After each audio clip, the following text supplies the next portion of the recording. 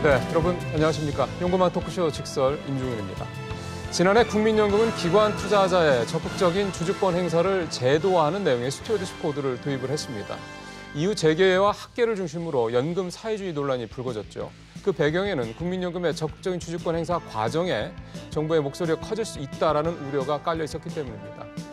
이로 인해서 시장의 불확실성이 커질 수 있으니 주주권 행사를 할 때 어떤 기준으로 할 것인지 명확한 기준을 내놔라, 이런 목소리들이 계속 커졌습니다. 어제 보건복지부가 그 가이드라인을 내놨습니다.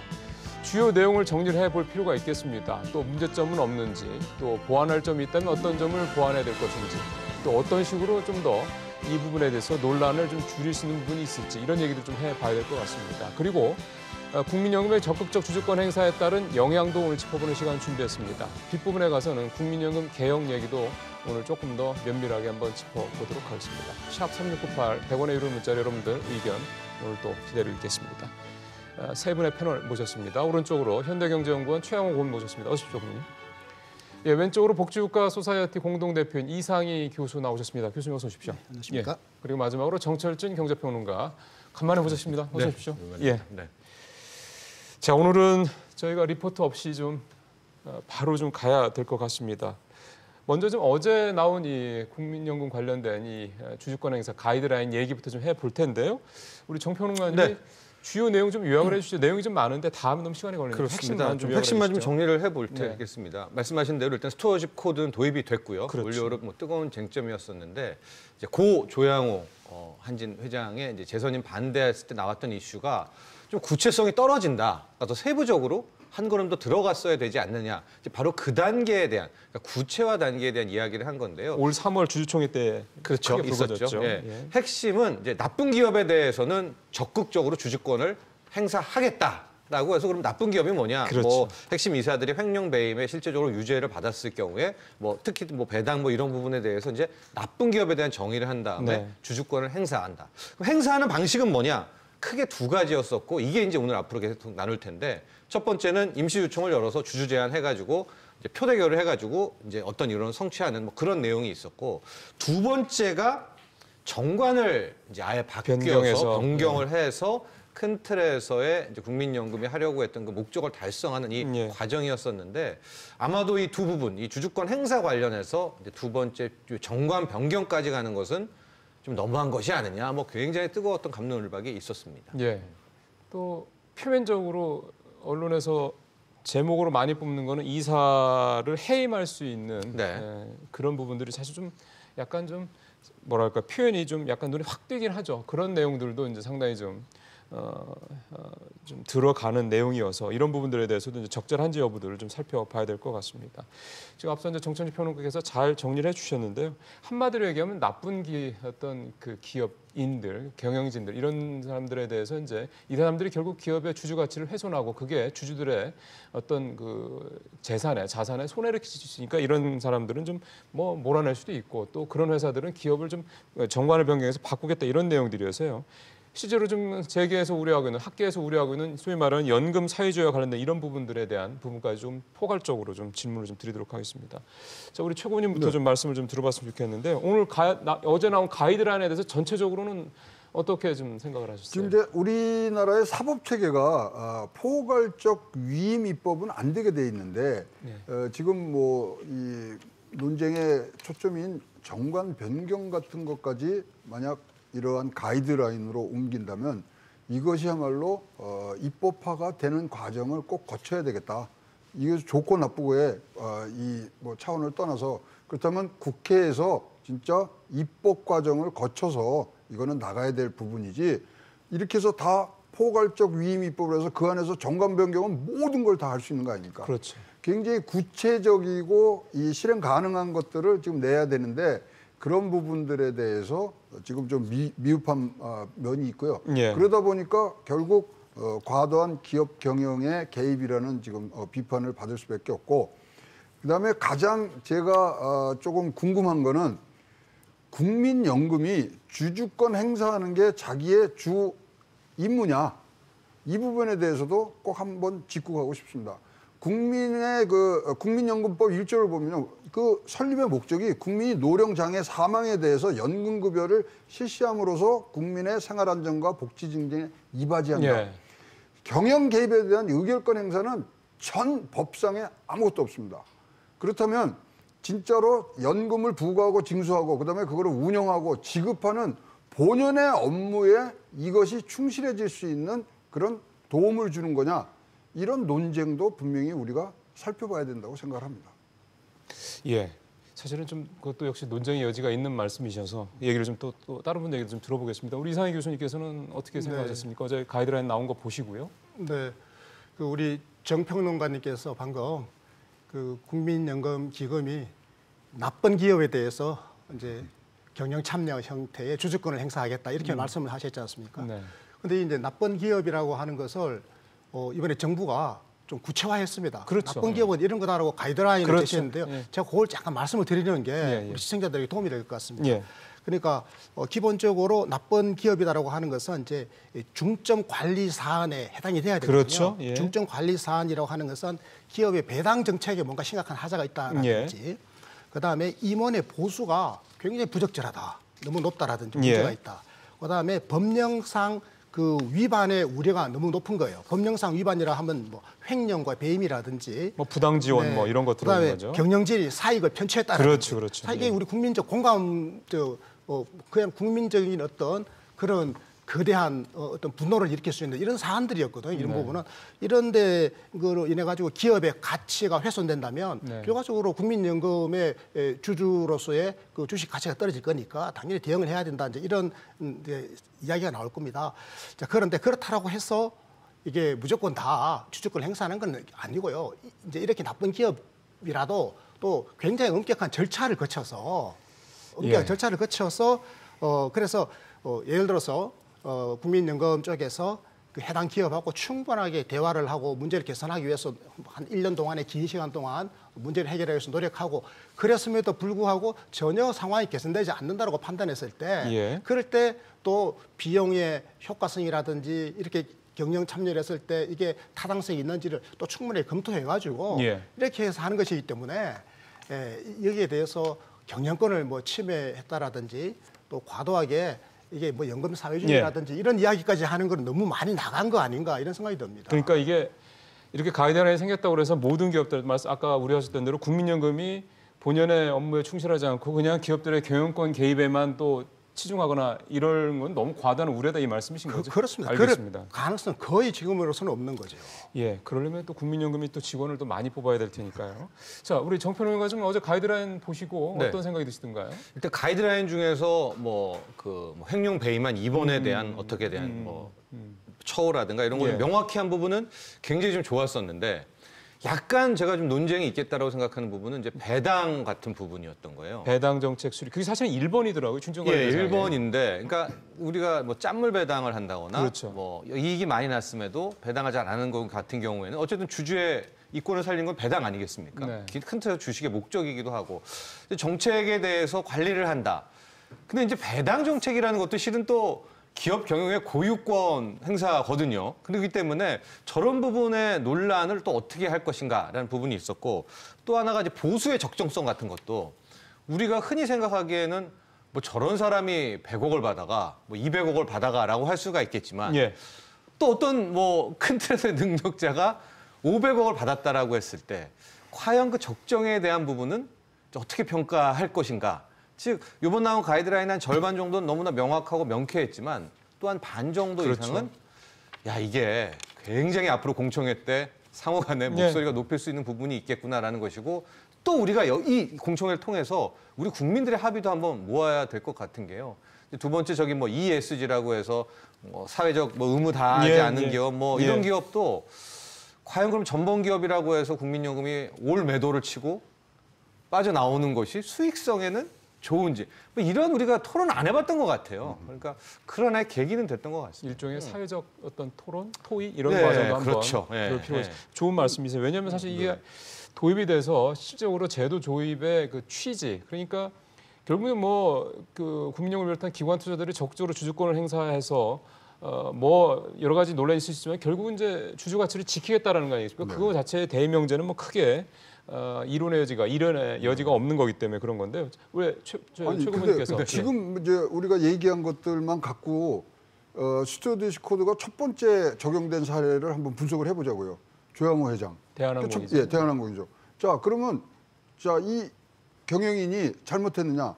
당시에 수익률이 5.86이 났어요. 경쟁사인 아시아나는 3%대가 났었습니다.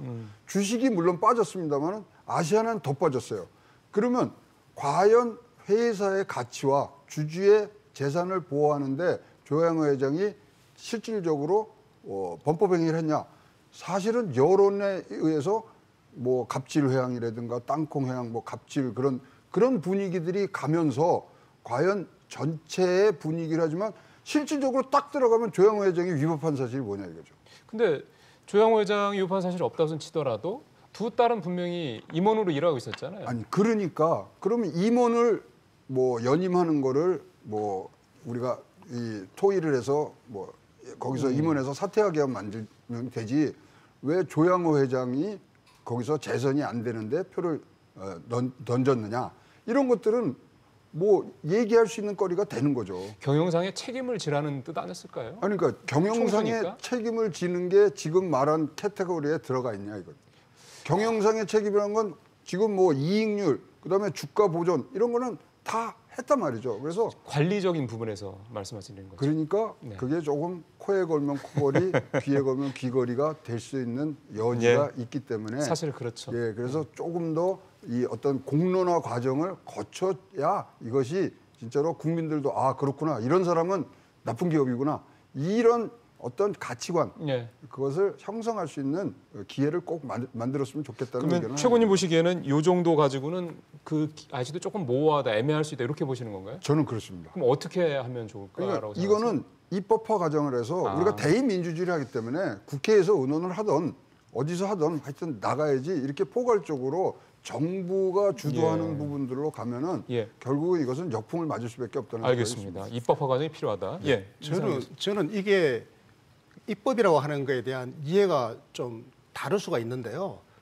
그 국회에서 법으로 정할 때는 법에서 세세한 사항까지는 정할 수 없는 겁니다. 법에서 주주권에 대한 큰 포괄적인 규정을 해놓고 주주권 행사의 구체적인 방식은 정부에다가 하위 법령으로 위임을 하는 거거든요. 시행령이나 이런 거예요. 시행령으로 위임을 하는 거고요.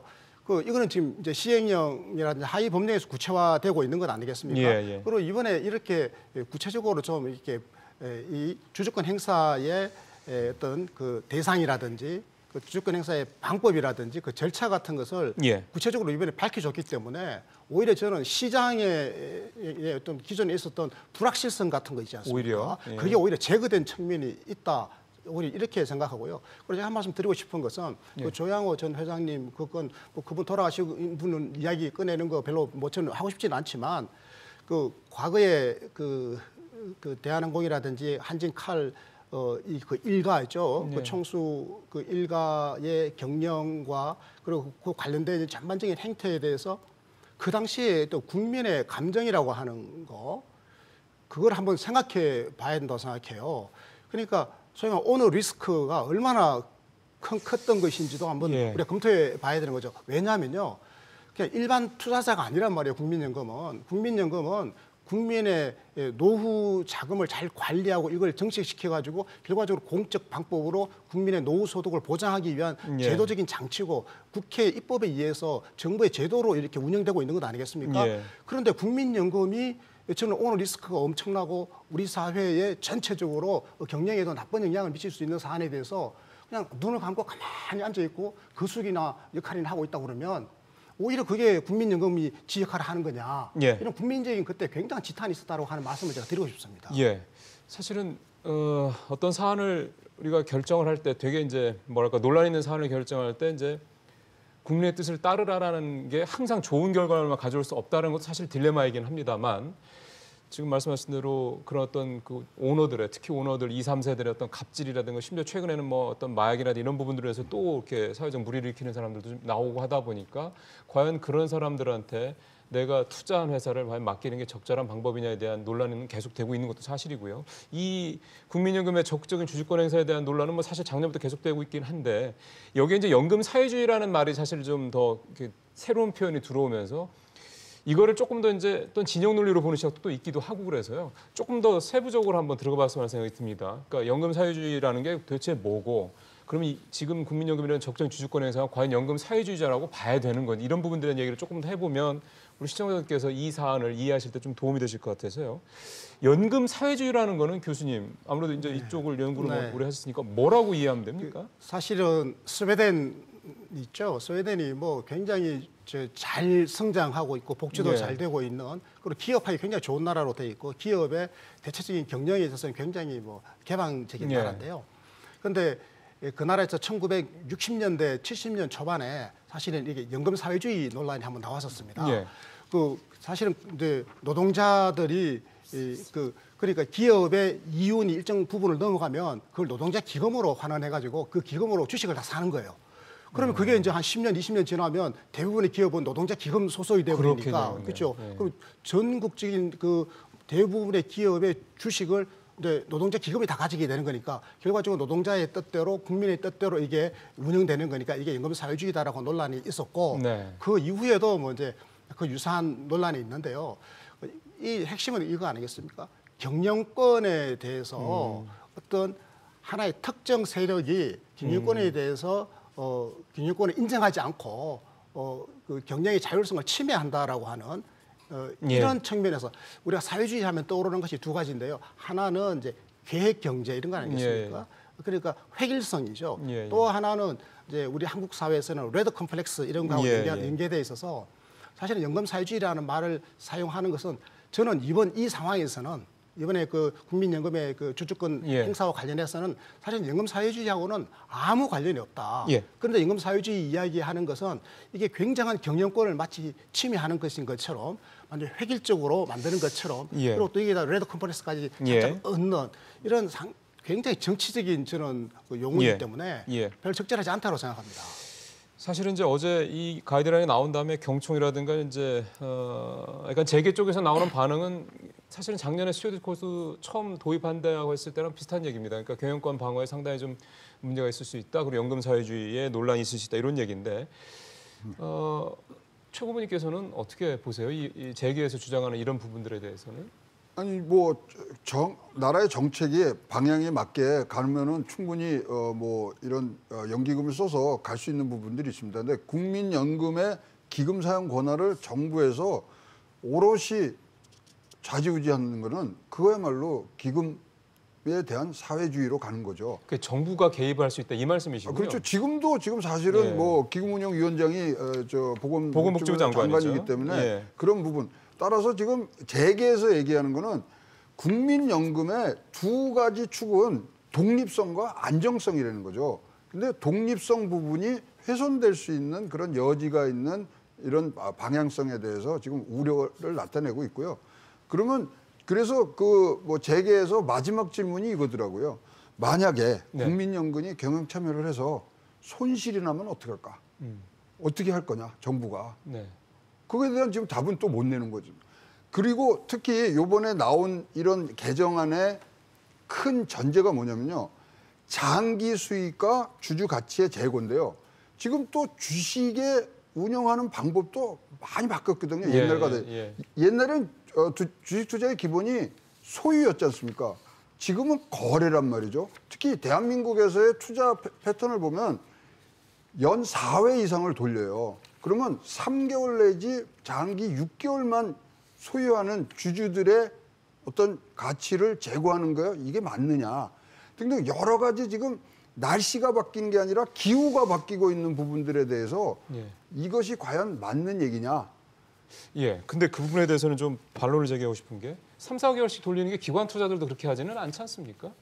그러니까요. 기관 투자자들의 그러면 수익을 하는 거냐. 지금 솔직히 9시에 서서 2시에 파는 단타 형식의 그런 매매 형식들이 많이 나오고 있는 부분들에서 과연 이것들이 맞는 거냐. 그래서 그 단타 쪽은 조금 기관 투자들 쪽이랑은 조금 좀 얘기가 좀 될 수 있어서 이번 공청의 논란을 좀 보고 만약에 이런 논란이 미국의 캘리포니아주의 가장 큰 공적연금이라고 하죠. 캘퍼스 공무원 연금에서 났을까? 안 났을 겁니다. 이 정도 수준은 충분히 그쪽의 스튜어디십 코드에 반영이 됐을 것 같은데 그렇다면 우리는 왜 이것이 뜨거운 논란이 됐을까? 전 이게 마치 우리 주 52시간 근무제와 좀 비슷한 측면이 있다 이렇게 보고 있는 것이 주 52시간 근무제는 해야 되지만 상황이 여의치 않고 우리가 안 맞았기 때문에 좀 빨리 도입했다는 지금 그런 의견들이 나와서 뭐 다시 유보하고 그러지 않습니까? 저는 스튜어디십 코드가 진짜 선진 공적연금을 따라가는 건 좋은데 그러려면 얘만 따라갈 게 아니라 가장 중요한 논란, 국민연금이 어디 있어야 되느냐. 지금 이제 정부 보건복지부 산하에 있지 않습니까? 그러니까 독립성 얘기를 하시는 독립성 얘기를 같이 가고 얘를 어느 정도 수준을 한 7, 80% 해결을 해서 해야 되는 이 존재에 대한 의미와 같이 풀어가야 이런 어떤 연금 사회주의나 이런 논란에서 벗어날 수가 있거든요. 같은 시각을 바라보고 또 하나 같이 해결해야 될 게 뭐냐. 국민연금의 실력입니다. 이 전문성과 여기에 이 위원장서부터 이거를 같이 국민들에게 이 사람들이 국민연금이 그래도 평균 운용 수준에 있어서의 A급이다라는 어떤 그런 인식들, 여기 판단의 전문위원들을 믿을 만한 신뢰도도 함께 끌어올려야 되고요. 그다음 마지막, 좀 이따 얘기하겠지만은 국민연금 제도에 대한 개혁 부분, 이제 앞으로 이거를 1% 더 받고 요율을 올리고 이게 이제 같이 쭉 가면서 스튜어디십 코드와 이게 레벨이 맞춰져야 되는데 지금은 이 나머지 세 가지는 아예 잊혀진 것 같아요. 다시 국민연금을 독립해야 된다 말하는데 사라진 찰나에 스튜어디십 코드 부분만 지금 거의 이제 선진화 부분으로 쫙 끌어올리게 되니까 최 박사님도 얘기했지만은 이제 나쁜 기업이 있어요. 환경 오염도 많이 유발시키고 예를 들어 중국에 히토리 기업 같은 게 있다면은 근데 주가는 높잖아요. 그러면 여기를 다 풀 매도를 하고 나중에 봤더니 주가가 여기 한 30% 올랐다. 그러면 또 국민들이 그 주식 왜 팔았어? 또 이런 논란이 나왔을 때 그때는 이 사회적 합의가 어떻게 또 토론될 것인가. 이게 수준이 함께 가야 된다는 게 분명히 필요합니다. 그러면 국민연금 개혁 문제는 저희가 뒷부분에 가서 얘기하러 했으니까 앞에 말씀하신 두 가지 부분에 대해서 질문을 다시 드릴게요.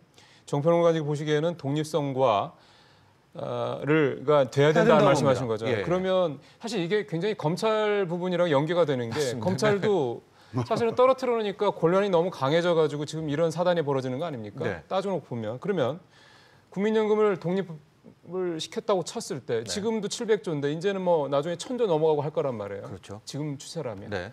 그러면 국민연금이 잘했든 못했든 그거에 대한 견제나 평가는 누가 할 것이냐 여부 하나 또 있고 두 번째, 국민연금의 실력 얘기를 하셨는데 국민연금이 지금 연 수익률이 좀 전 세계적으로 봤을 때 비교적 괜찮은 거라고들 많이 알고 있어서 국민연금의 실력은 어느 정도 검증이 된 게 아니냐라는 얘기가 사실은 좀 있어서요. 이 부분에 대해서는 정평관님의 생각을 이제 듣고 싶습니다. 두 가지를. 일단 첫 번째는 독립은 저는 해야 된다는 쪽입니다. 이거는 중장기적인 플랜 한 10년, 15년 전부터 얘기가 나왔던 것 같은데 그러니까 보건복지에서 분리가 돼서 하고 감사 부분은 국회의원들이라든가 입법기관에서의 또 하나의 틀 속에서 지금 하는 식으로 분명히 견제 장치는 둘 수가 있을 것 같거든요. 근데 지금처럼 계속 보건복지부 산하에 있게 된다면 본의 아닌 원치 않은 오해를 받을 수가 있다는 거예요.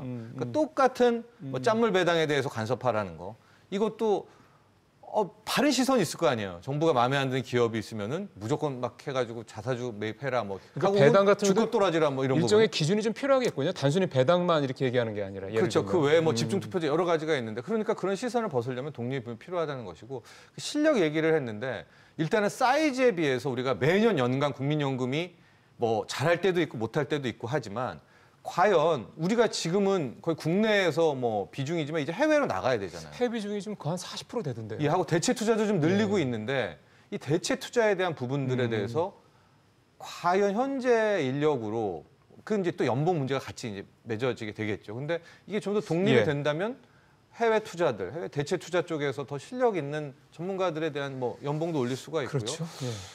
그런 부분, 그러니까 캘퍼스를 닮을 때 일부분만 닮으면 안 되고 중요한 말씀하셨어요. 따라가서 닮아야 나중에 시행착오가 없습니다. 중요한 말씀하셨습니다. 사실은 이런 논란의 배경에는 불신이 있으니까요. 근데 말씀하시죠. 아니 독립성의 접점이 어디냐면 기금 운용회부터 시작하면 장관이 있고 그다음에 이분들이 1년에 5회, 6회 정도를 만납니다. 그 700조를 돌리는 그 기금 운용회의가 1년에 15시간에서 20시간 갖고서 결정을 하는 거예요. 이게 전문성이 나올 수가 있습니까? 기금 운영의 최종 결정을 하고 그다음에 주주권 행사 검토 핵심하는 부서가 어디냐면 수탁자산 책임 전문위원인데 예. 여기가 14명으로 구성되어 있습니다. 근데 9명이 산하기관 출신이고 정부 산하기관 그다음에 노동계에서 들어옵니다. 그러면 과연 전문성을 뭐 담보를 하고서 이런 것들을 하느냐 이런 것들의 의무심을 가질 수밖에 없고요. 결국은 지금 아까 정철진 그 평론가가 얘기한 거 제가 300% 이상 찬성하는 부분이 독립성, 안정성 이게요. 우리가 지금 이 스튜어드십 코드를 따라가려고 하는 외국 사례에 모든 기업이 독립성, 안정성을 먼저 확보를 한 다음에 스튜어드십 코드를 가기 때문에 네네네. 그런 절차를 밟아야지 스튜어드십 코드만 먼저 갖고 온다고 해서 이게 운영이 될 것은 아니다고 보여지는 거죠. 300%는 어느 정도 지지하는 겁니까? 300%는 오늘 점심을 사겠다는 얘기죠. 알겠습니다. 정포만님. 매우 개하셨습니다. 매우네요. 매우 예. 3번. 이 부분에 대해서 우리 또 이 교수님 말씀도 들어봐야 될 거. 사실은 여러 가지들이 사실 밑에 좀 깔려 있습니다. 그래서 이 부분에 대해서 우리 이 교수님께서는 이런 독립성 문제, 그다음에 안정성 문제 등등 등에서 어떻게 좀 보고 계세요? 저는 국민연금이 실력을 키워야 된다. 여러 면에서. 지금도 아직은 부족하다는 말씀이신 거죠? 네, 뭐 특히 그런 지적들이 많이 나오고 있죠. 관리, 재정의 관리 측면, 네. 뭐 투자 수익률은 비교적 좋다라고 하지만 네네네. 전반적으로 그 운이 좋아서 그런 거다라는 또 평가도 있고. 그래요. 그래서 뭐 실력을 키워야 된다는 데 대해서는 제가 뭐 이견이 없는데요. 예. 그런데 그 독립성이라든지 이런 부분에 대해서는 저는 좀 이견이 있어요, 사실은. 왜냐하면 어떻게 보십니까? 저는 이 국민연금이라고 하는 게 특정 뭐 하나의 직능이나 어떤 하나의 지역에 이게 그 연금 체계가 아니고 이 전 국민이 다 들어와 있는 거거든요. 국민연금은요. 공적인 성격이 가다는 말씀이시죠? 강한 정도가 아니죠. 온 국민이 다 들어와 있죠, 사실은. 뭐 특수직영연금 빼고 나면 다 들어와 있는 겁니다, 그렇죠. 사실은. 그러니까 이게 국민 건강보험하고 성격이 거의 비슷한 거죠. 온 국민을 다 그렇죠. 회원으로 두고 있는 거거든요. 예. 그래서 이걸 그럼 누구에게 맡길 겁니까? 독립을 시킨다고 그러면 뭐 예를 들어서 뭐 조그마한 무슨 지역의 기금 같으면 그럼 어디다 독립시키면 맡긴다고 하지만 이거는 국민연금 자체가 국가예요. 그리고 노후 완전히 국민들의 노후를 다 여기다 맡기고 있잖아요. 그렇습니다. 그래서 저는요 이건 이제 민주주의라고 하는 측면이 굉장히 강하다. 그러니까 이 경우에 국민연금이나 국민건강보험 같은 경우에는 국민이 곧 국가인 거예요. 국민은 국가고 국가는 누군가 하면 국민이 민주적으로 선출한 정부인 겁니다. 예. 이 민주주의 과정에 이미 국민연금이라고 하는 관리 운영이라든지 전반적인 정책도 이미 다 포함되어 있는 거죠. 이 정책 과정 속에. 예. 그래서 저는 보건복지부 장관을 통해서 대통령이 꼭 이것은 국민입니다. 국민이 자기의 그 집사인 보건복지부 장관에게 일을 시키고 뭐가 잘못됐을 때는 정치적 과정을 통해서 책임을 묻는 거 이거 이상으로 더 민주적으로 책임을 물을 수 있는 방법이 어디 있냐? 저는 없다고 생각해요. 근데 지금 사실 두 분도 지적을 하셨지만 독립성 문제가 사실 어떻게 보면은 정권이 바뀔 때마다 사실 왔다 갔다 하는 게 있고요. 또 스튜어드십 코드 문제가 사실 도입된 가장 큰 이유는 또 2015년 삼성물산이라는 제일모직 합병 과정에서 국민에게 보여줬던 어떤 그런 모습들. 그러니까 국민보다는 사실은 특정 기업을 조금 더 우선시하는 그런 어떤 결정과 의사결정 이런 것들이 포함되어 있기 때문에 지금 이렇게 스튜어드십 코드라는 어떤 새로운 제도를 도입하자고 한 거 아니겠습니까? 그런 면에서 독립성 문제는 글쎄요. 전례로 봐서는 참 이게 아니 근데요. 쉽지 않은 결정인 것 같아서요. 자, 지금 현직 이사장님도 정치권 출신에 그 지역구를 그 근처로 두신 분이 그렇죠. 지금 전문성이라고는 굉장히 찾아볼 수 없는 그런 분이 지금 가서 운영을 하고 계시잖아요. 김성주 이사장 말씀이시죠? 근데 지금 사실 우리 국민연금의 경쟁 상대는 JP모건, 블랙스톤 뭐 이런 데거든요. 이 기금 운영이라는 건 무한 경쟁의 범세계적인 임무단 말이죠. 그런데 그거를 저는 기금운영본부가 저는 그 역할을 하면 되는 것이고요. 그러니까 국민연금 전체 조직의 이사장이라든지 보건복지부 장관 같은 분은 이거 잠깐 민주주의 원리를 설명했지 않습니까? 알겠습니다. 그 맥락에서 이해를 해야 된다. 예.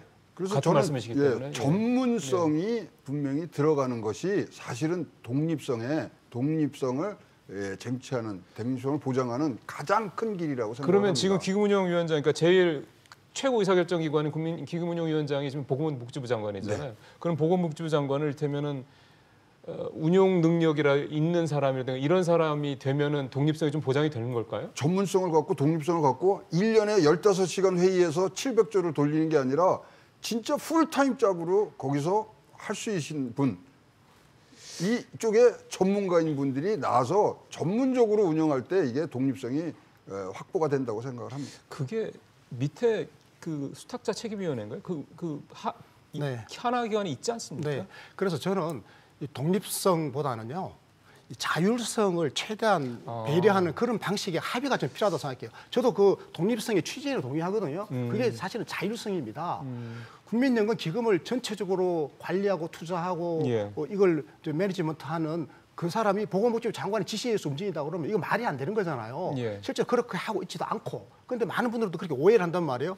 아까 우리 최양원 선생님 말씀하신 것처럼 보건복지부 장관의 1년에 회의 몇 번 나와가지고 전문가도 아닌 사람이 의사결정을 해버린다. 사실 이건 아니고요. 정치적 책임성을 담보해 주는 것일 뿐이고 사실상의 자율적인 운영이 보장되도록 하는 자율성을 어떻게 하면 더 제도화할 것인가. 저는 이 고민을 하는 게 맞다고 생각합니다. 근데 지금은 이 교수님께서 보시도 그 자율성이 그렇게까지 보장됐다고 보기는 어렵다는 말씀인 거죠? 저는 지금 정권에 대해서는 제가 아직 평가를 유보하고요. 과거에는 그런 예가 많았지 않습니까? 지난 정권에서 문제가 돼가지고 지금 감옥에 가 계신 분이 계시잖아요. 알겠습니다. 예. 그러니까 바로 그 사례 문제였던 것 같아요. 그러니까 지금 독립성을 99를 잘했다고 하더라도 네. 자율성도 잘했다고 하더라도 일을 잘못했는데 그 일이 어마어마하다면 이건 큰 문제가 있는데요. 8.5 직전 박근혜 정부 때 이 삼성물산 제일모직 합병이 이게 대표적인 겁니다. 이건 이재용 부회장 아직도 재판이 대법원 판결이 남아 있고요. 네. 공교롭게도 당시에 있었던 국민연금의 관계자분들은 지금 형을 살고 있거든요. 네. 예. 그렇다면 이제 그 사례만 보면 독립성이 확 깨져버리면서 맞아요. 예, 99 잘했지만 일 하나 잘못해서 완전히 바닥으로 추락을 해버렸기 때문에 예. 우리 현 정부도 유보하신다고 했지만 이거 아무리 잘 해도 현재 우리나라의 대통령 중심제 구조, 또 보건복지부 산하에 있다면 예. 또 지금 대통령이랑 얘기를 하는 게 아닙니다. 이게 또 그런 어떤 반복될 수 여지가 있다. 남아 있단 말이에요. 여지가. 예. 알겠습니다. 그럼 큰 사고가 또 터진다는 거죠. 예. 예. 자, 이게 참 좋은 선례가 있었어야 되는데 제가 참 나쁜 선례를 가지고 얘기를 하다 보니까 예, 사례. 참 예. 이게 참 뭔가 신뢰를 참 얻기가 쉽지 않은 것 같다는 생각이 좀 듭니다. 하나만 더 여쭤보겠습니다.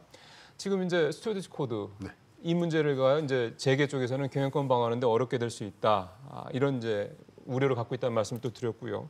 금융위원회가 지난달에 5%를 시행령 개정안 입법 예고를 했습니다. 이 얘기가 나왔을 때도 역시 재계에서는 이게 이제 국민연금의 경영 개입을 이제 제도화하는 거다라는 거면서 상당히 이제 반발을 했습니다.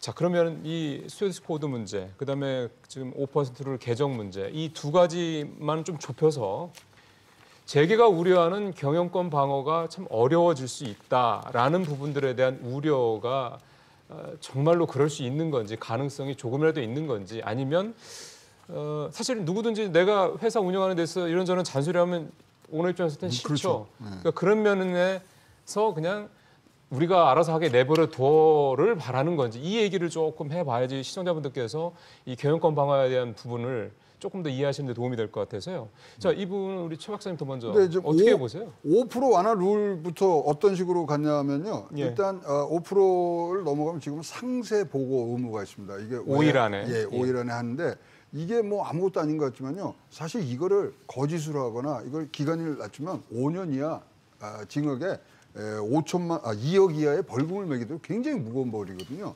그래서 이 상세 보고 의무를 없애준다는 거죠. 그게 이제 룰 완화에 있고, 그다음에 경영 개입 행위에 대한 단서라든가 그다음에 인정 범위를 굉장히 축소를 하면서 뭐 들어가서 있잖아 뭐 마음껏 주주의 권리를 보호할 수 있는 것들을 할 수 있게 지금 만드는 방향. 그다음에 뭐 모두에도 말씀드렸지만 정광 변경 예. 이런 것들이 지금 경영 개입 범위에서 제외가 되기 때문에 예. 그렇다면 처음으로 다시 돌아가면 이거는 완전히 포괄적으로 이런 주주권 행사를 할 수 있는 어떤 위임을 하는 입법이 되기 때문에 이런 부분들이 사실 우리의 체계와 맞느냐. 그리고 이것에 대응해서 기업들이 할 수 있는 것을 다 손발을 묶어놓는 상태. 따라서 이런 것들에 대한 지금 반발이 심한 거죠. 예, 5%를 말씀하신 정리를 잘 해주셨는데 거기 하나 빠진 게 있어서요. 이거는 사전에 공개한 원칙에 따라서라는 전제가 붙어 있다라는 거는 우리 시청자분께서 좀 감안하시면서 이 5%룰과 관련된 내용을 좀 이해를 하시면 도움이 될 것 같습니다. 자, 5%룰 얘기를 좀 해보죠. 정말로 이게 기업들이 이게 이대로 이제 시행이 됐을 때 이제 기업들이 경영권을 방어하는데 정말 큰 문제가 생길 것이냐 이 부분에 대해서 실체를 한번 좀 저희가 좀 짚어보고 싶은 건데요. 이 교수님께서는 어떻게 보세요? 뭐 저는 그럴 일 거의 없다고 생각합니다. 이게 지금 그 국민연금이 그 이제 경영 참여를 목적으로 해서 주주권을 예. 행사를 지금 하는 거에 대해서 그 아까 제가 대상 기업을 어떻게 선정할 것인지 예. 말씀드렸지 않습니까? 예. 그래서 명백하게 배임이라든지 횡령 같은 범죄 행위가 있다라든지 예. 이렇게 문제가 되고 있는데 그 문제를 해결하기 위해서 지속적으로 대화를 시도했음에도 불구하고 문제 해결의 가능성이 거의 없다고 판단되어졌을 때 그때서야 이제 경영 참여로서 이제 주주권 행사를 하겠다라는 건데요. 예. 이게 그런데 5% 주식을 사실은 국민연금이 대부분 다 갖고 있지 않습니까? 대부분의 주회사의 주식 5% 이상 보유하고 있으니까 285개 기업이거든요. 네, 예. 그렇습니다. 뭐 웬만한 큰 기업들은 맞아요. 다들 다 지금 들어가 있습니다. 국민연금이 예. 뭐 2대 주주, 3대 주주이니까 예. 5% 이상 다 갖고 있죠. 그러면 거기에서 뭐를 이렇게 주주권 행사를 하려다 보니까 기존의 시행령이 또 걸림돌이 되는 거예요. 아니 뭐 상세 공시를 하라 그러니까 굉장히 복잡한 절차를 거쳐야 되니까요. 이걸 좀 단순화할 수 있도록 예. 시행령을 좀 개정한 것이 뿐인 것이고요. 예. 이거는 저는 뭐 큰 의미가 없다고 생각합니다. 정평론가님 5%를 개정한 내용 보셨을 텐데. 네, 어제 공청회에서 저는 이제 두 가지에 초점을 맞췄는데 5%를 완화하고 좀 이따 얘기가 집중투표제였는데요.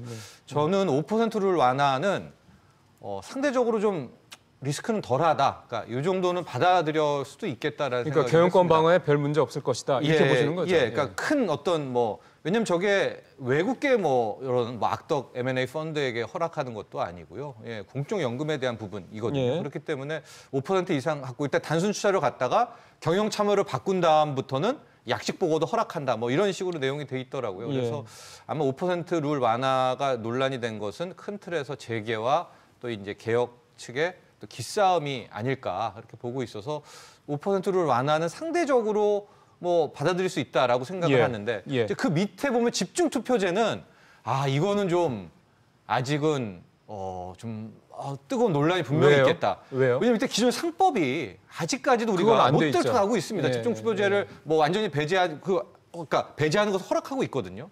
그런데 국민연금만큼은 집중투표제까지도 끌고 나갈 수 있게 허락을 해준다면 계속 뭐 언론에도 나왔지만 상위법과의 충돌입니다. 형평성도 좀 있겠네요, 문제가. 그렇다면 이게 제가 앞서 말한 주 52시간과 같은 거예요. 우선 상법을 집중투표제를 도입해야 한다는 정도 바꿀 정도로 우리가 올라오고 집중투표제가 국민연금에 들어가는 것이 맞지.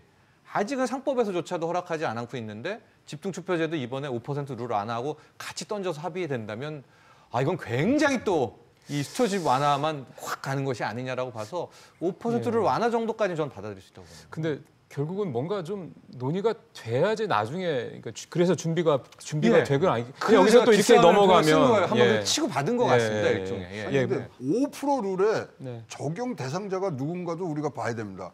자, 국민연금 되죠. 그다음에 다수의 외국계 투기펀드도 5% 이상 갖고 있는 데도 있죠. 그렇다면 이것이 악용될 수 있는 뭐 여지도 굉장히 많습니다. 그리고 저는 그 안에 세부 내용 중에 하나가 만약에 이제 주주권을 행사를 해서 임원 해임을 했는데 부결이 되잖아요.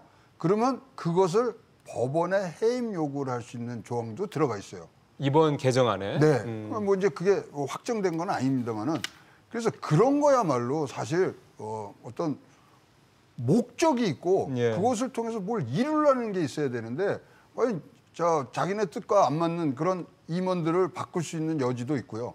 그다음에 최근에 이제 대통령께서 방향은 이러한 기업들의 스튜어드십 코드 할 때 ESG 그러니까 환경과 이 규제와 가버넌스를 예. 다 하려는데 그것을 지키는 데 등급을 주거든요.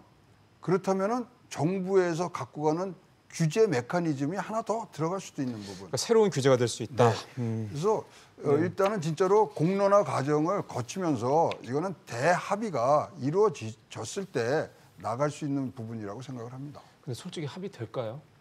아니 그거는 정부의 실력이거든요. 알겠습니다. 주거니 받거니를 해야죠. 워낙에 그동안에 뭐 한다고 해서 된 게 없어가지고 저도 그거에 좀 빠져 있어가지고 자 그럼 여기서 우리가 한번 사실 우리나라에서는 이게 새롭게 도입이 되는 거고 기존에 안 하던 걸 새롭게 뭘 하자는 거다 보니까 말씀하신 대로 규제가 될 수도 있고 근데 또 주주권이 좀 더 보장되는 측면에서 때는 또 좋을 수도 있는 거고요. 그러면 우리보다 이런 제도를 먼저 시행하고 있는 해외 사례를 한번 뭐 아주 좀 뭐 그게 길지 않은 시간이긴 합니다만 좀 들어보고요. 조금 결론을 이 부분은 좀 내야 될 것 같습니다. 이상희 교수님께서 아무래도 해외 사례도 좀 연구하신 게 좀 많이 있으실 것 같아서 뭐 대표적인 거 한두 군데만 좀 소개를 해주시면. 제가 이거 전문가는 아닌데요. 제가 자료를 보다 보니까 미국이라든지 예. 일부 선진국들은 3% 룰을 적용하고 있다. 그래서 이게 우리가 5% 룰하고 어떤 차이가 있냐 이제 이런 논란도 있고 그래요. 예. 근데 저는 기본적으로 이게 그 공적 연기금에 대해서만 지금 시행령에서 완화 조치를 하는 거지 않습니까? 뭐 투기 세력 이런 쪽은 아니고. 투기 세력 이런 거는 상관이 없기 때문에 네. 만약 그렇다고 하면 우리 국민들이 받아들이겠어요 이거를. 저는 이제 일반 시민적 관점에서 시민들의 정서를 생각해 보면. 아니 우리 기업은 우리 국민들은 사실은 예. 삼성이라든지 우리 대기업들에 대한 굉장한 자긍심을 갖고 있거든요. 예. 이런 기업들이 오너 리스크도 없고 합법적으로 경영을 잘하고 있는데 예. 부당하게 정부가 개입한다라든지 예. 아니면 또 외국의 사모펀드 같은 데 들어가지고 투기 세력들이 기업 사냥을 한다라고 하면 이거 우리 국민들이 이거 용납하지 않거든요. 그래서 저는 이거는 오히려 논란이 될 게 전혀 아니다라고 생각을 합니다. 알겠습니다. 그런 차원에서 영국하고 독일은 거꾸로 지금 가고 있죠. 보고와 공시 의무를 강화를 하는 추세로 지금 가고 있기 때문에 예. 뭐 각국의 사정이 다르겠습니다만은 하여튼 굉장한 이 많은 양의 토론이 지금 필요하고 많은 양의 연구가 필요한 거지 이렇게 그냥 툭 던져놓고 가자 이럴 수는 없다고 생각합니다. 그러니까 3%가 됐든 5%가 그렇죠. 됐든 지분을 가지면 뭐 더 이렇게 공시를 상세하게 하도록 강화하는 거는 저는 민주주의 원리에도 부합한다고 생각해요. 예. 그렇긴 하지만 이번 이 사안은 예. 연기금에 대해서만 이걸 허용하는 것이기 때문에 연기금의 스튜어드십 코드의 후속 조치인 이 경영 참여 주주권 행사를 가능하게 하기 예. 위한 하나의 보조적인 조치에 불과한 거다. 이렇게 이해해 주시면 좋겠습니다. 알겠습니다. 미국과 유럽연합 등의 글로벌 추세는 경영 영향이라는 불명확한 개념보다는 실제 지배권에 영향을 미치느냐 여부로 이제 공시의 강도를 구분한다라고 제가 준비해온 자료에는 그렇게 얘기를 하고 있더군요. 말씀하신 대로 너무 과도하게 확대할 필요도 분명히 좀 없다는 생각도 들고요. 하지만은 과거 선육들의 사례를 통해서 좀 반면교사를 삼아야 될 것도 우리가 또 분명히 삼아야 될 거라는 생각이 좀 듭니다. 쭉 얘기를 좀 해봤고요. 지금 시간이 저희가 한 20분 정도 남아서 이제는 국민연금의 이 개혁 얘기 쪽으로 얘기를 좀 넘어가야 될 것 같습니다. 지난달에 정부 고령화 대책 중에 나온 게 이제 국민연금을 어떻게 대체할 것이냐 이 부분이 빠져 있어서요. 많은 분들이 그러면 국민연금 개혁 부분은 좀 어떻게 하려는 거냐에 대한 궁금증을 갖고 계실 거라는 생각이 좀 듭니다. 가장 최신 판으로 말씀을 드리면 지난 8월 말에 경사노위에서 단일한 합의에 실패를 했고요.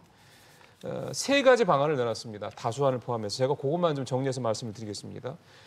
경사노위가 내놓은 3가지 안에 다수안은 더 내고 더 바뀝니다. 소득 대체율을 지금 40%, 45%로 올리고요. 보험료율을 현재 9%를 12%까지 단계적으로 올리는 안이 들어있고요. 그다음에 현재 안을 그대로 유지한다. 즉 소득 대체율 40%, 보험료율 9%를 유지하자는 게 2번째 안이고요.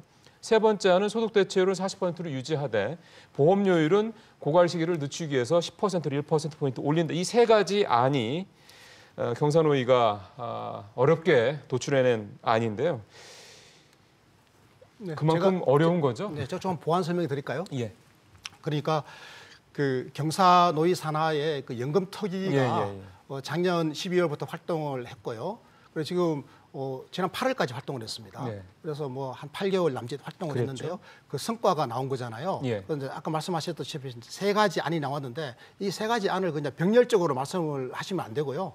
이 3가지 안 중에 다수안, 예. 거의 대부분이 동의한 다수안이 있습니다. 그게 소득 대체율을 높이고 보험료도 올리고 그거죠. 그러니까 2028년까지 소득 대체율이 40%까지 떨어지도록 돼 있고요. 네. 지금은 44.5%인데 네. 요걸 도로 45%까지 올리고 2028년 45%까지 가고 예. 그 대신에 지금 보험료율이 9%인데 이 소득이 9%인 것을 12%까지 올리는 거죠. 올리자 이렇게 되어 있는 건데요. 이게 다수안이고요. 그렇죠. 그런데 소수안이 두 개가 나왔는데 하나가 경영계안입니다. 경영계안은 현행대로 가자는 거예요. 그렇죠. 이대로 가자 현행대로. 예. 그러니까 40% 소득 대체율에 보험료율 9%를 그대로 유지하는 거고요. 예. 그리고 또 하나 소수안이 이제 소상공인들이 제안한 겁니다. 소상공인들이 제안한 것도 지금 그대로 가자 40%로 가되 다만 보험료율을 9%에서 1%포인트 올리자. 올려서 예, 예. 10%로 하자. 여기 소상공인들이 제안한 안이다는 말씀입니다. 예.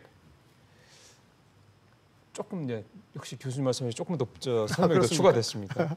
그런데 이제 그래서 이제 지금부터 질문 드리겠습니다. 이 얘기를부터 이제 세 분이 이제 패널들께서 말씀해 주시면 됩니다. 근데 결국 단일화된 안을 만들었는데 실패했거든요. 그렇게 오랫동안 논의를 했는데 그렇게 된 이유가 분명히 있을 거라는 생각이 좀 들어서요. 먼저 이 교수님께서부터 왜 단일화를 합의하는데 실패한 겁니까? 저는 사실상 단일화를 합의했다고 봐요. 다수안이? 네, 왜냐하면 이 현행 유지하자라고 하는 것은 굉장히 무책임한 안인데 현행 유지하자고 하는 저는 경영계에 대해서 사실 저는 불만이 있습니다.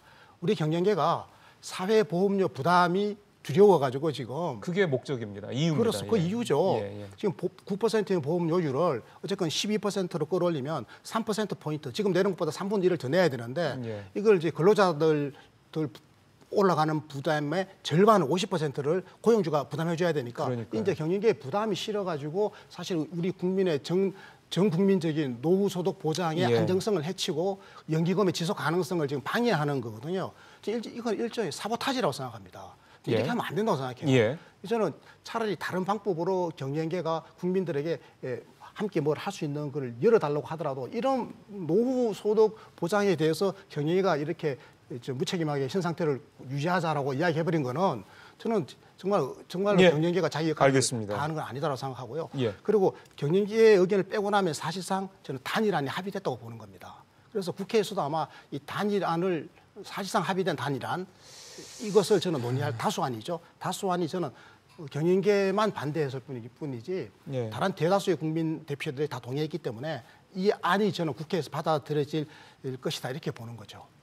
국회 논의 과정에서 또 물론 또 저 세부적인 내용들이 변화될 여지가 있긴 합니다만, 자 우리 최고위원께서는요. 저는 국민연금의 절대절명의 지금 의무이자 사명이 뭐냐면요.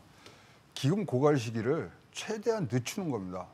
뭐 이렇게 얘기했지만 이성희 대표님이 말씀하신 거면 지속 가능하게 만드는 것이 국민연금 개혁의 핵심의 A자 Z라고 생각을 하거든요. 예. 그럼 거기에 맞춰서 우리가 생각을 해보면 네.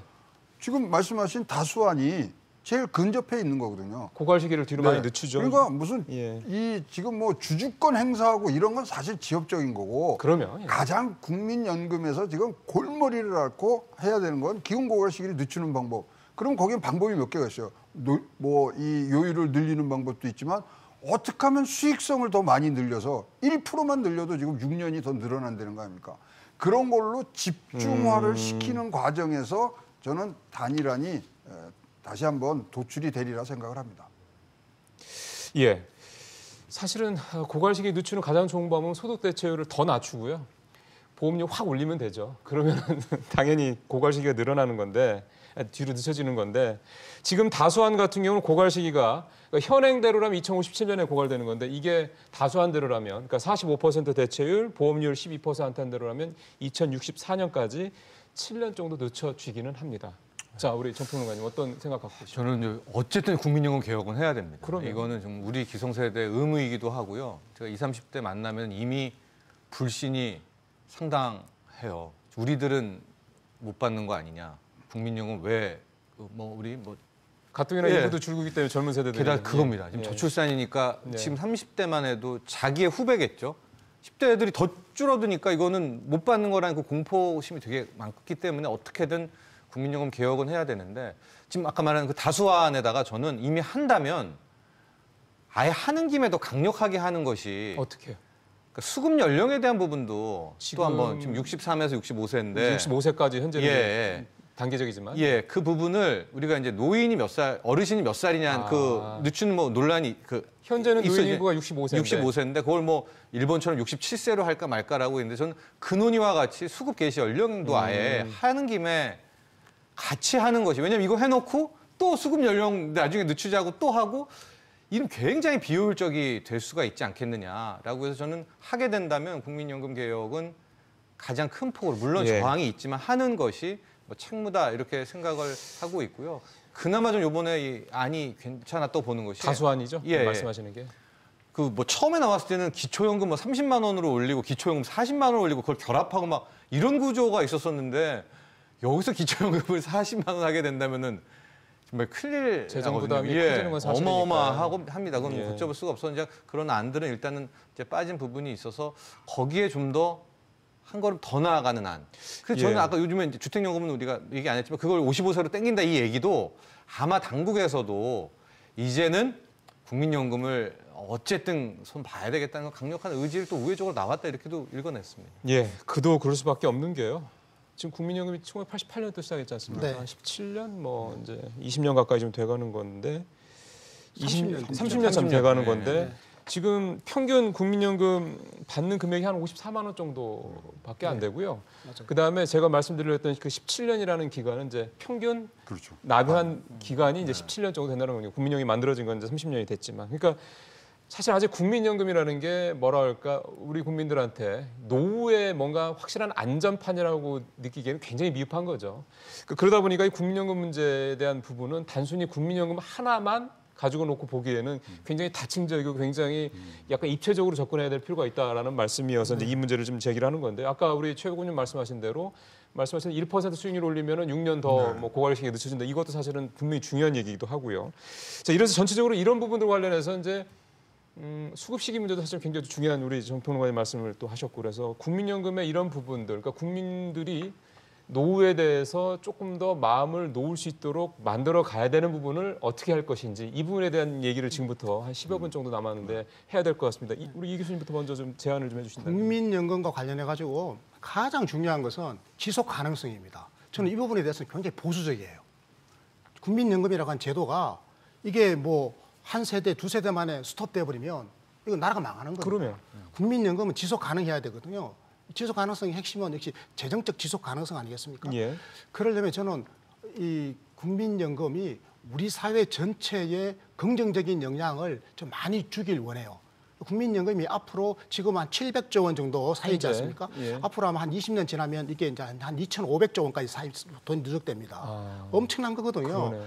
이제 그 과정에서 이 돈이 그냥 이 투자 수익을 늘리는 것, 그 굉장히 중요합니다. 근데 그것에만 국한되는 것이 아니라 이 돈이 우리 사회 전체적으로 우리 사회가 균형적으로 잘 발전해서 안정적으로 성장할 수 있는 그런 하나의 역할 같은 거, 사회적 역할입니다. 근데 좀 추상적이어서요. 네. 구체적으로 어떻게 하면은 그런 사회적 역할을 할 수 있다고 이런 보시는 거죠. 지금 저출산 고령화가 심각해지면 예. 국민연금의 지속 가능성이 떨어지죠. 그렇죠. 자, 그러면 저출산에 대해서 청년들이 실업과 그다음에 뭐 금수저, 흑수저, 뭐 공정성의 예, 문제, 예. 좌절, 청년들이 포기하고 결혼도 예, 안 예. 하고 아예 안 낳지 않습니까? 예.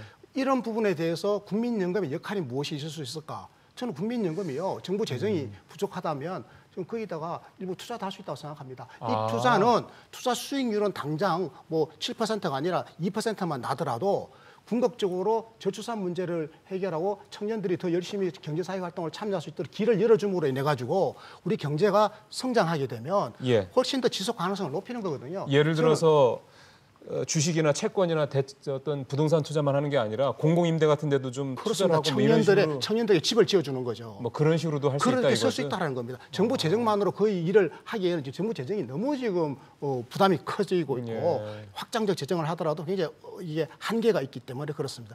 그런 역할뿐만 아니라 예. 그러니까 전체적으로 저는 국민연금이라고 하는 이게 온 국민이 참여하는 하나의 민주적인 그리고 공적 노후소득 보장 장치가 저소득 고령화 시대에 대한 하나의 대책까지 함께 고민하면서 동시에 뭘 고민해야 되는가 하면 지속 가능성이라고 하는 문제와 관련해 가지고 아까 우리 정평론가님 굉장히 중요한 말씀해 주셨는데 사실 저는요 65세가 이제 2033년이면 65세 수급 맞아요. 연령이 되거든요. 예.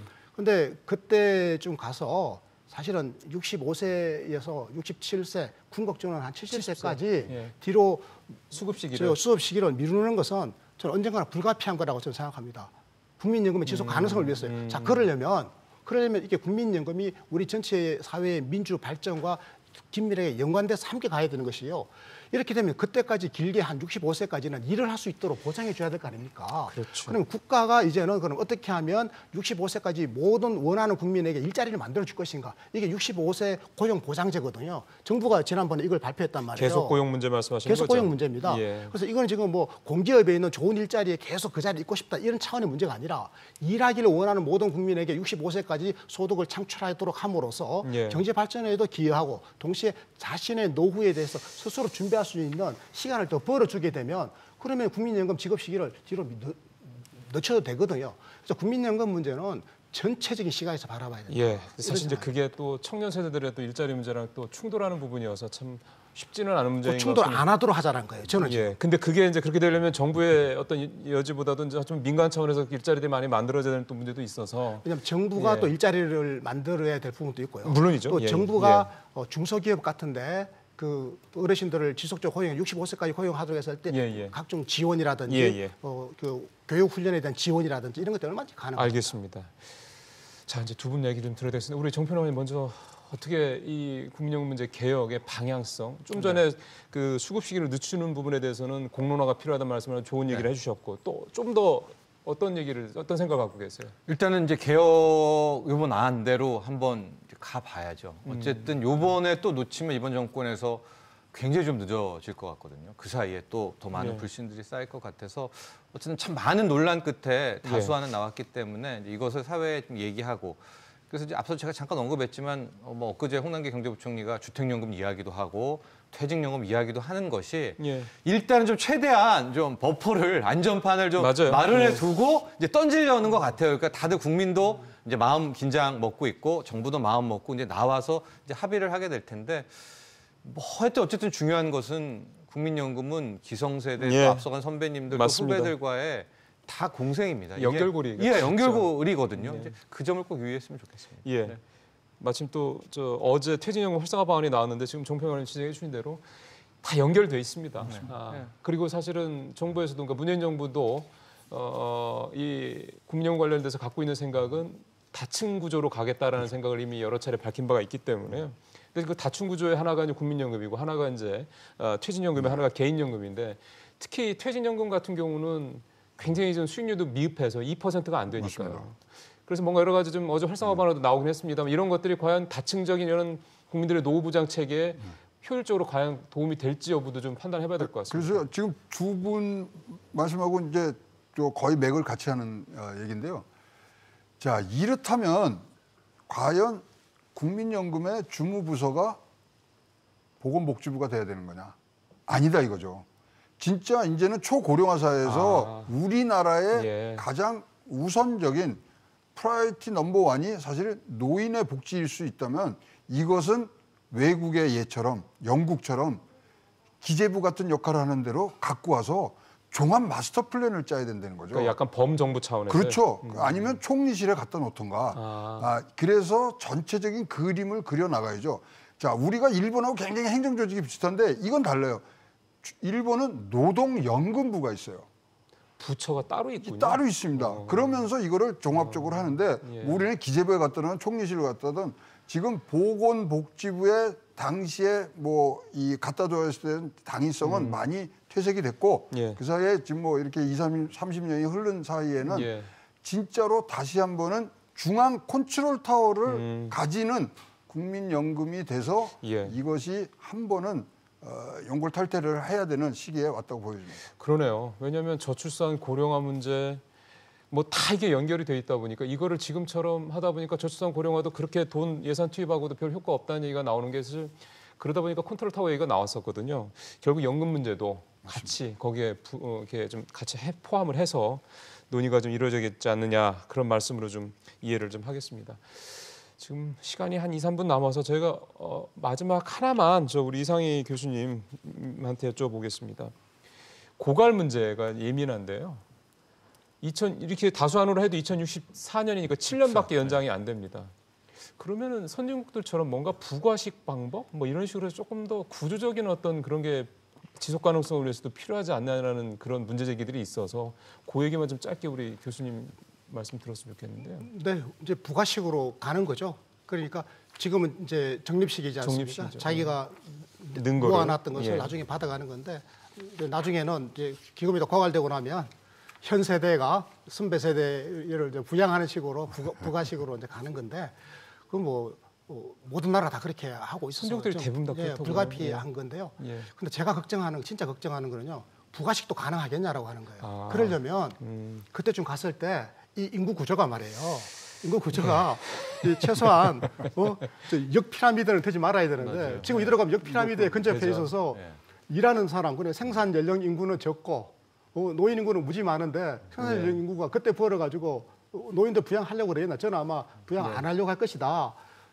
이 예. 걱정 때문에 예, 맞습니다. 이 저출산 문제에 대한 우리 사회가 좀 장기적인 대책을 시급하게 세워야 된다 이런 생각을 합니다. 예. 그럴수록 예. 중앙 컨트롤 타워가 맞아요. 있어야 되는 게요.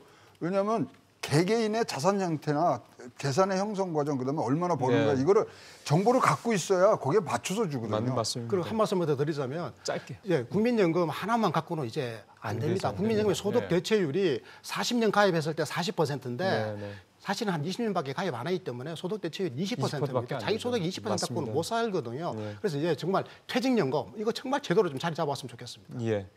시간이 저희가 좀 조금 부족해서 퇴직연금에 대한 부분까지 살펴보지는 못했는데요. 어쨌든 오늘 말씀 쭉 들어보니까 다 연결이 돼 있고 뭔가 그래서 좀 어떤 종합 컨트롤 타워가 좀 필요하다. 어떤 부처 차원에요. 이게 다음번 총선까지는 몰라도 다음번 대선 때는 좀 굉장히 큰 빅 이슈가 되지 않을까 그렇네요. 그런 생각도 오늘 말씀 들으니까 좀 드는군요. 예, 이제 좀 마무리를 좀 해야 될 것 같습니다. 오늘 우리 최양호 박사님과 이상희 교수님, 정책인 평론가와 함께 상당히 좀 어려운 주제를 가지고 얘기를 좀 나눠봤습니다. 오늘 말씀 잘 들었습니다. 고맙습니다. 고맙습니다.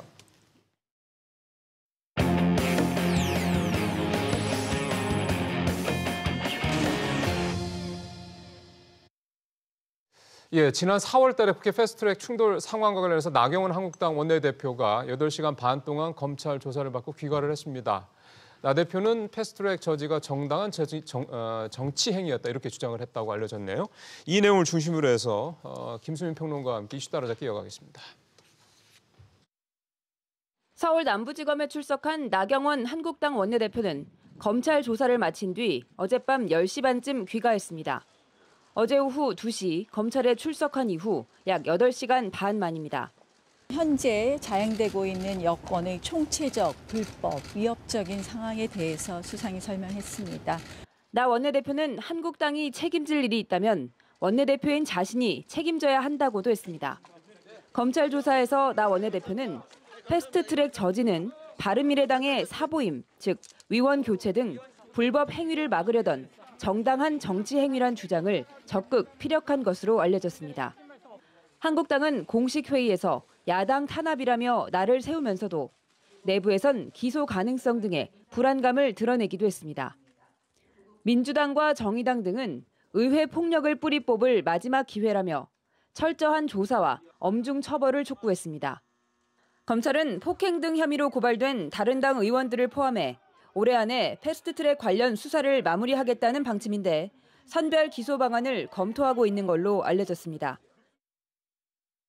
예, 매주 화, 수, 목 3일은 김수민 시사평론가 얘기 나눠보고 있습니다. 평론가님 어서 오십시오. 네, 반갑습니다. 예, 리포트에서 우리 시청자분들 다 보셨습니다만 나경원 대표의 변은 정당한 정치 행위였다라는 건데 이게 이제 얼마나 검찰 뭐 재판도 그렇고 이제 검찰 조사 과정에서 먹힐지는 모르겠습니다만 어떻게 어제 나 대표의 이런 얘기들을 어떻게 보셨습니까? 지금 뭐 자유한국당 내 일각에서도 법리적으로 대응할 건 대응하고 정치적으로 할 건 또 그렇게 대응해야 된다라는 말이 나옵니다. 예. 무슨 얘기냐면 나경원 원내대표가 낸 의견서에 나온 법리들이 예.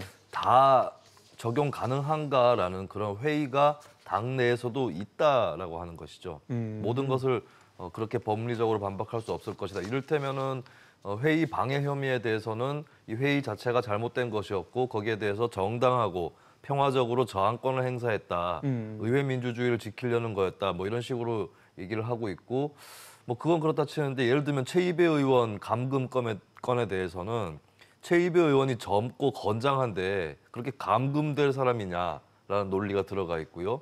그다음에 그때의 내부 상황이 마술쇼가 있고 빵도 나눠 먹었다. 그런 훈훈한 분위기였다. 이런 이유로 감금이 아니었다. 그러니까 출입의 자유에 따라서 감금의 기준을 정하는 것이 아니라 내부 분위기와 감금된 사람의 나이와 신체 상태를 가지고 감금이 아니었다. 이런 논리를 펴고 있는데 이것까지 다 먹혀들지는 좀 알 수 없습니다. 그리고 이제 그 의안과에 이제 의안 접수될 때 팩스가 파손이 되고 또 서류가 또 훼손이 됐죠. 여기에 대해서는 과실이었다.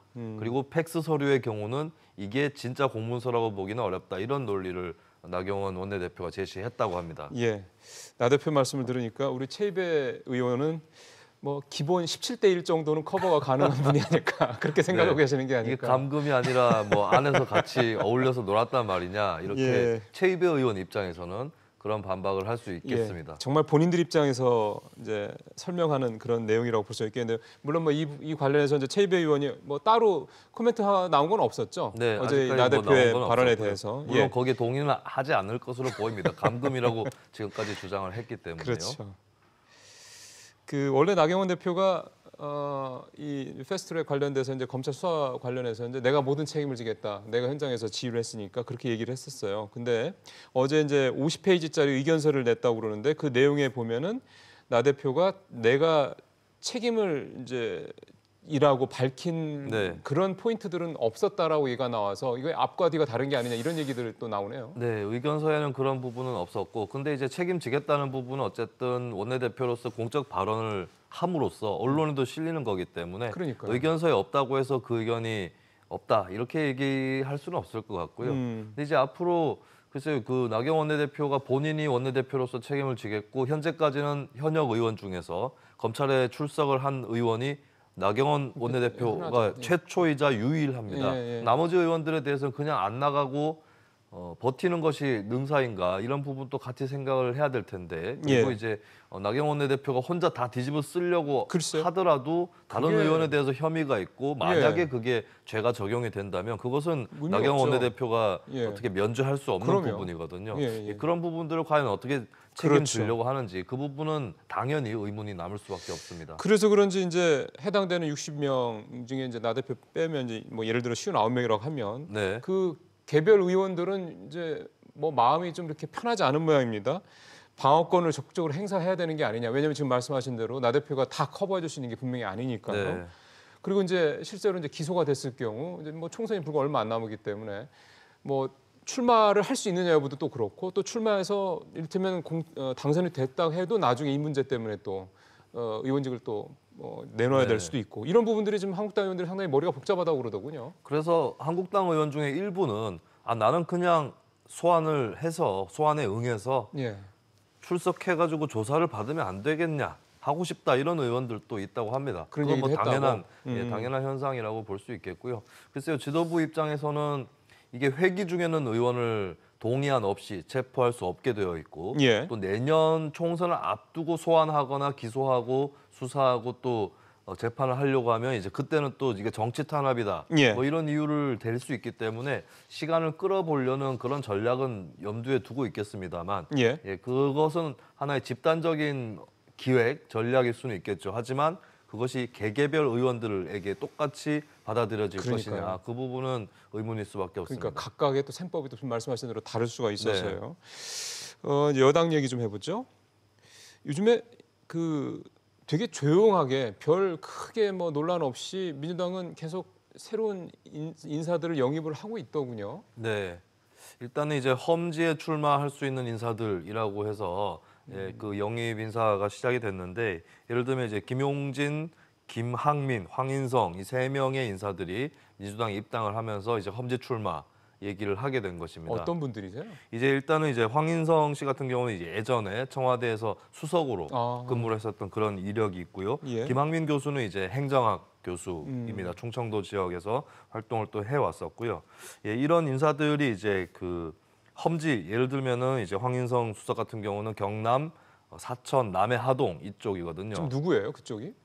황인성 전 시민사회 수석. 그쪽이 지금 현재 그 야당 쪽이 인사가 지금 이제 자유한국당 쪽 의석이고 의석이 있는 거고요. 참고로 지금 경기 이천, 충남 홍성, 사천, 남해 하동 이 세 그 지역이 거론이 되고 있는데 이 세 지역은 모두 자유한국당 강세 지역입니다. 지금까지 의석을 놓친 적이 없다고 하는 그런 지역들인데요. 정말 험지네요. 그렇게 따지고 보면. 얼핏 보면 경기, 충남 이래가지고 저기는 백중세 지역 아닌가 싶기도 한데 이제 그쪽 지역도 뭐 농어촌이라든가 이쪽들을 많이 끼고 있어서 그래서 이제 김용진 전 기획재정부 2차관은 이제 경기 이천 출마 얘기가 나오고 예. 김학민 순천향대 행정학과 교수는 충남 홍성 이렇게 각각 얘기가 나오고. 그러니까 저 양반들은 저 험지에 출마할 이걸 이제 서로 이제 합의가 돼서 이제 입당을 했다 이렇게 봐야 되는 거군요.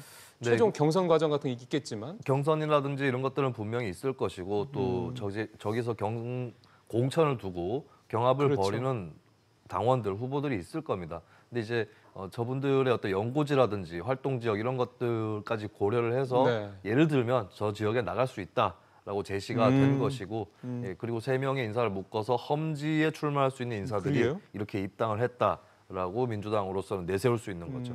험지 출마 말씀을 하셔서 그런데 한국당도 이제 험지 얘기가 계속 나오긴 하더군요. 이를테면은 뭐 홍준표 대표도 전 대표도 그렇게 이제 하고 싶으면 험지에 나와라 뭐 이런 식으로 그런 얘기들이 계속 나오고 있는데 한국당 쪽은 좀 험지 관련돼서는 좀 어떻습니까 요즘에? 자유한국당은 험지의 기준에 대해서 합의가 아직? 좀 이루어지지 않은 측면이 있습니다. 방금 전에 이제 민주당 입당 인사 같은 경우는 자유한국당 의원들이 다 있는 현역 그런 의원으로. 기준이라도 있는 것이죠. 그렇지만 이제 자유한국당의 경우는 예전 같았으면 험지라고 부를 수 없는 영남 지역조차도 예. 뭐 험지다라는 표현이 당 내에서 또 나오고 있어요. 그래요? 그래서 이제 경남 지역 같은 경우도 그런 얘기 거기에 분류가 되는 경우가 있고 예. 홍준표 전 대표 입장에서는 영남이나 특히 경남 같은 경우도 험지에 해당한다라고 주장을 또 할 수 있는 그런 상황이 되겠고 김병준 전 비대위원장 같은 경우는 김부겸 의원 지역구인 대구요? 예, 대구 수성을로 나가려고 하는데 사실 대구 하면은 험지라고 자유한국당 입장에서 도저히 얘기할 수 없는 지역이지만 어쨌든 김부겸이라고 하는 예. 현역 민주당 의원이 있기 때문에 여기도 험지다라고 그렇게 표현을 할 수 있겠죠. 그래서 당 내에서 이제 험지가 어디부터 어디까지냐 여기에 대한 논쟁이 또 있을 것으로 봅니다. 예. 자유한국당 쪽에서 경남 뭐 이쪽을 험지라고 얘기를 하니까 참 낯서네요. 뭐 어떻게 네. 좀 이해를 해야 될지는 이제 뭐 사람마다 좀 생각이 다르겠습니다만 그다음에 어차피 총선 얘기했으니까 좀 더 해보죠. 여권에서 그러니까 여당에서 이를테면 장차관 뭐를 좀 적극적으로 이번 총선에 좀 대거 출마를 해야 된다 이런 쪽으로 계속해서 좀 얘기를 하고 있는 모양인데요. 뭐 강경화, 정경도 현 장관 뭐 차출론 얘기까지 계속 나오고 있고요. 뭐 등등등 하군요. 네. 특히 이제 국가의 그 안보, 국방, 외교 라인을 일단은 교체할 필요가 있다라는 생각이 정부 여당에서 번지고 있고 그렇다고 이제 그전에 했던 사람들이 잘못했다 이렇게 인정하거나 선언하고 이런 건 아니기 때문에 그러기 위해서라도? 그 인사들은 이제 일석이조인 거죠. 정부 여당 예. 입장에서는. 그래서 총선에 강경화 외교부 장관이나 정경도 국방부 장관을 출마시키는 그런 아이디어가 또 나오고 있습니다. 강경화 장관 같은 경우는 나경원 원내대표 지역구인 동작을 출마도 거론이 조심스럽게 되고 있고요. 맞대응을 하겠다 이거군요. 네, 그래서 어쨌든 뭐 수도권 지역이 아니겠느냐 이런 설이 조금 앞서서 나오고 있고 정경도 장관 같은 경우는 경남 진주가 고향입니다. 그래서 그 지역으로 또 출마하는 것이 어떻겠는가라는 아이디어가 민주당에서 나오고 있죠. 이낙연 총리 같은 경우는 뭐 유력하죠. 예. 총선을 앞두고 예. 뭐 공동선대위원장이라든지 글쎄요. 이런 선거를 지휘하는 자리로 갈 것이 유력한데 미지수인 것은 윤해 교육부 총리죠. 부총리죠. 예. 김현미 국토교통부 장관 그리고 박영선 중소벤처기업부 장관인데 이 세 명은 이제 현역 의원으로서 장관으로 입각을 했고 특히 이제 박영선 장관 같은 경우는 입각 시점이 조금 늦어요. 얼마 안 돼요. 예, 그런데 바로 또 그만두고 예. 총선에 출마할 수 있을 거냐 예. 여기에 대해서는 좀 의문이고 이제 본인의 지역구인 구로을에 청와대 상황실장을 하는 이제 윤건영 실장이라든지 이쪽 출마설이 또 나오고 있습니다. 그리고 애초에 입각할 때에 불출마를 전제로 한 맞아요. 것이 아니었겠느냐 맞아요. 이런 예. 얘기가 많고 또 박영선 장관이 다음 서울시장이라든지 이쪽을 노릴 가능성도 높거든요. 그렇죠. 근데 예. 이제 박영선 장관은 조금 둘째치더라도 윤해 장관과 김현미 장관 두 사람은 출마를 할 건지 말 건지 이 부분이 아직까지 명확하게 정해지지 않았다. 그리고 두 사람 다 국무총리 후보로도 또 거론이 맞아요. 되고 있어요. 그렇더라고요. 그래서 예, 지금 굉장히 복잡하게 정부 여당에서는 사람을 어디다가 쓸 거냐 이걸 두고 내각에 쓸 건지 다시 출마를 시킬지 이걸 두고 굉장히 이제 여러 가지 경우의 수가 거론이 되고 있습니다. 근데 이제 사실은 김현미 장관, 박영선 장관, 유은혜 장관 다 중진급들이잖아요. 네. 그러니까 어떻게 보면은 현장에서 잘 알려져 있고 또 유명한 분들이고 또 뭐 공직도 거친 분들이고 뭐 그렇긴 한데 사실은 이게 이제 새로운 어떤 이번 21대 공천의 어떤 쇄신론과 연계해서 봤을 때 과연 또 적합한 분들이냐라는 부분들에 대한 문제 제기도 나오지 않을까 싶네요. 네, 그래서 이제 뭐 신인들한테 자리를 그러니까 좀 기회를 내어주는 좀 더, 예. 그런 차원에서 그냥 정부 내각에 남아 있거나 네. 예, 아니면 다른 길, 지방선거라든지 이쪽을 모색하거나 예. 그런 길도 충분히 가능할 것으로 보여지고요. 근데 한편으로는 정부가 중간 평가를 받는 총선인데 내각에서 한창 뛰었던 장관들을 출마시켜서 당선시켜야 예. 합격점을 받는 것이 아닌가 이런 생각도 들 법도 합니다. 근데 그런 생각이 좀 구태연의 생각이 아니냐 저는 네. 좀 그런 생각도 좀 들어서 그리고 사실 뭐 유은혜 장관도 그렇고 김현미 장관도 그렇고 박영선 장관은 얼마 안 됐으니까 뭐 차치하더라도 글쎄요. 지금 사실은 여러 가지 논란이 좀 있거든요. 뭐 입시 문제 관련해서 유 장관도 그렇고 그다음에 지금 서울 직관 문제 때문에 이제 김현미 장관도 네. 그렇고 자칫 뭐 총선을 나온다고 하지만은 약간의 이제 그 정책 실패, 뭐 정책에 아직은 뭐 시간이 좀 있긴 합니다만 그런 부분에 대한 경질성 의미도 네. 좀 있을 수가 있어서 그 두 사람이 만약에 네. 불출마하게 될 경우에는 자신 없어서 안 나오는 거 아니냐 또 그렇게 이렇게 또 얘기할 얘기가 수도 나올 있고. 수 있기 때문에 그래서 하다못해 국무총리라도 임명이 된다면 네. 좀 명분이 서겠지만은 그냥 불출마하기에도 예, 어떻게 보면 진퇴양난일 수도 있어요. 안 네. 바꿔야죠, 뭐 그러면 장관을. 알겠습니다. 하나만 더 출마 관련된 얘기를 하면은 청와대 출신들 출마를 자제해야 된다. 양정철 민주연구원장이 이렇게 얘기를 했다고 그러는데 네. 이거는 어떤 의도가 좀 담겨 있을까요? 이게 아직까지 명확한 진위를 파악하기는 좀 단정짓기는 어렵다는 생각이 듭니다. 왜냐하면 이제 청와대 출신들이 너무 많다라고 얘기를 했고 이제 청와대에 있었다는 것만 내세워서 출마하려는 사람도 많다 이렇게 얘기를 했는데 예. 그 사람이 어디서부터 어디까지인지 알 수가 없고 일단은 규모가 너무 많은 거에 대해서 의식한 발언이라고 볼 수 있는데 예. 이것이 얼마만큼이 경고성 발언인 건지 아니면은 경고성이라기보다는 이거 다 책임 못 지는데 당해서 그래서 좀 마음속으로 준비를 해둬라 다 보장 못 해준다. 공천을. 네, 이 정도의 발언인지 이 부분은 앞으로 조금 더 지켜봐야 될 텐데 어쨌든 간에 사실은 이제 청와대 출신 인사가 어느 지역구에 출마한다고 하면 그 지역에서 활동하던 그 간부라든지 당원들이 많이 동요하는 측면이 부담이 있습니다. 되죠. 네, 그렇다면은 예. 이제 네. 청와대에서 나왔다고 해서 그냥 공천 주는 거 아니다. 라고 하는 신호를 또 오히려? 당직자로서는 줄 필요도 있는 거거든요. 그래서 저 발언이 어느 정도 수위의 발언인 건지는 뭐 좀 쉽게 얘기할 수 있는 건 아닌 것 같습니다. 청와대에서 일했다고 그래서 공천 쉽게 받고 또 현장에서 또 현지에서 또 당선 쉽게 된다. 그렇게 생각하면 안 되죠. 네, 지금 어느 시대인데. 어떻게 보면 예. 원론적인 발언이었다고 예, 볼 수도 있겠습니다. 맞습니다. 예. 마지막 질문 하나는 오랜만에 이현주 무소속 의원이죠. 얘기를 좀 해볼까요? 1인 신당을 창당을 추진한다라고 하는데 이현주 의원의 모습은 참 굉장히 이렇게 좀 파격적인 것들이 되게 많아서 네, 여러 가지로 의도하는 바가 있지 않겠냐 또 그렇게 자꾸 생각이 되네요. 그렇습니다. 파격은 일단은 지금 재선 국회의원인데 첫 번째, 두 번째 모두 민주당 후보로 당선이 되었고요. 그랬죠. 그런데 민주당에서 국민의당으로 한번 옮겼고 국민의당과 바른정당 합당 때 바른미래당 당원이 되고 그 다음에 다시 탈당을 하고 이제 신당을 창당한다. 이 순서대로 쭉쭉 스펙트럼 이동이 생기고 있는 것이죠. 네. 결국에는 지금 이제 예전에 국민의당이라든지 또 바른미래당이라든지 이쪽에서 내세웠던 자유한국당과 민주당 사이에 있는 중간지대로서의 정체성조차 아니라 자유한국당하고 같이 묶일 수 있는 반문재인, 반민주당 정체성을 갖고 가겠다라고 하는 그런 태도가 신당 창당 선언에서 보여지는 것이고요. 예. 네. 그리고 이제 끝까지 혼자서 갈 정당인가 이것은 아닐 것 같습니다. 어디랑 통합될 가능성이 있다는 말씀이시죠? 현재 이제 한국의 선거제도라든지 이런 것들을 고려했을 때 국회의원 한 명의 정당이 뭐 오래 가기 어려운 것이고 그 한 명이라도 예전에 그 신정당이라고 박찬종 씨가 있었던 그 자기 혼자는 적어도 지역구에서 당선될 수 있었거든요. 근데 이현주 의원이 그 정도의 인지도는 아니기 때문에 결국에는 정계 개편의 마중물이 되겠다. 이 신당을 통해서 깃발을 먼저 세우고 그 깃발 하에 해처 모여를 유도하거나 혹은 어느 정도의 지분을 보장받고 합류하는 큰 그림으로 합류하는 그런 그림을 그리는 그 마중물 정당이 아닌가 이렇게 보여집니다.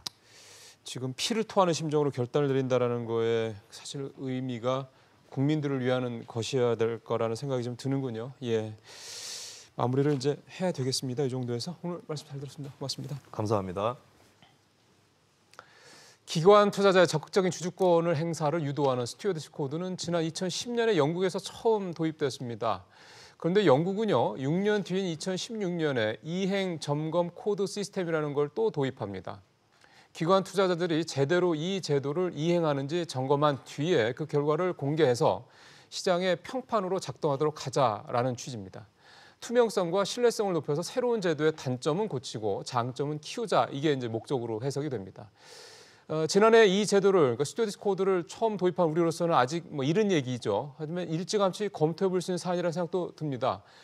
결국 지금 벌어지고 있는 논란의 밑자락에는 신뢰 부족과 불투명성에 대한 우려가 도사리고 있기 때문입니다. 그래야 제도가 문제가 아니라 운용하는 사람의 문제가 있다는 점이 분명해질 것이라는 생각도 좀 듭니다.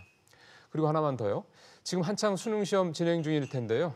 재학생 39만 4,024명이고요. 이를 비롯해서 오늘 시험을 보는 모든 분들이 54만 8,734명입니다. 이분들 모두에게 시험이 끝날 때까지 행운이 가득하길 기원하겠습니다. 마치겠습니다.